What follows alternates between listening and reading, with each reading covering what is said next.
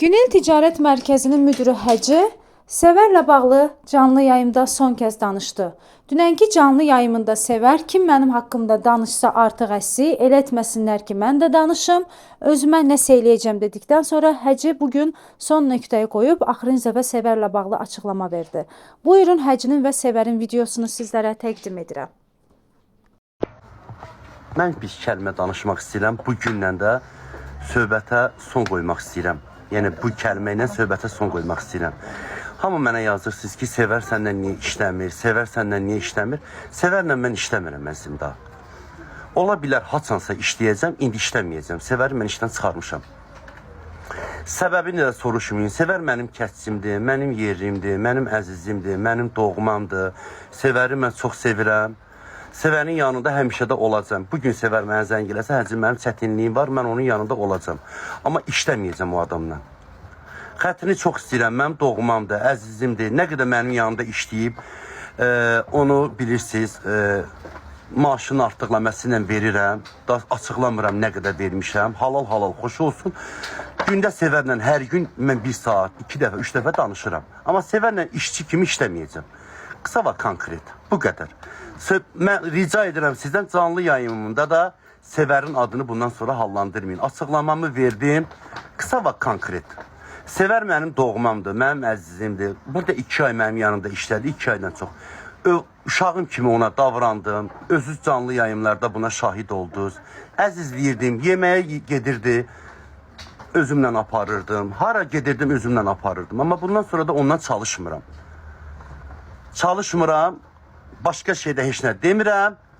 Halallaşmışıq, sağollaşmışıq, bir-birimizdən ayrılmışıq. Allah qabağını, yolunu açıq eləsin, şükür Allah. Dünə mənə dedi ki, mən sabah yeni işimə çıxıram. İnşallah ki, ona da uğurlar arzu edirəm. Bu qədər. Düşmən də deyilik. Hər gün də danışırıq. Halallaşmışıq da. Dünə mənə dedi, Həcə, nə işləmişəm, halallıq ver, dedim, halal xoşun. Dedim, sən də halallıq ver, halal xoşun. Bugün də yeni işdə ona uğurlar arzu edirəm. Bu qədər. Getdik. Kızlar, getdik çəkilişə. Siz bu qədər yəni düşüncəsiz. Sizin beyninizi niyə axı səhv yönləndirirlər? Nə bilim, Sevər yoruldu, Sevər otururdu.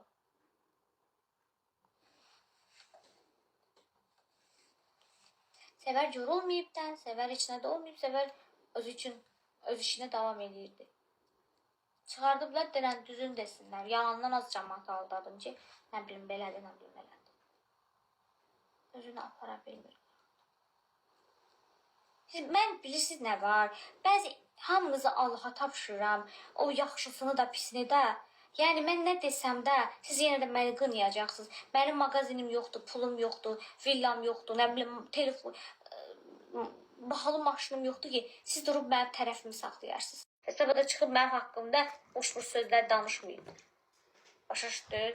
Mən bugün burada danışdım, sabah çıxacaqlar mənim haqqımda başqa cür danışacaqlar. Demişəm, əgər mənim haqqımda yalandan bir şey eləsələr, ondan sonra Allah özümə nəsə eləyəcək. Bunu deyirəm, burada da yazıram. Mənə nəsə olsa, sabah gəlib mənim ağlamayasınız, deməyəsiniz ki, Sevərəm. Mən artıq həyatımdan bezmişəm, hər şeydən bezmişəm.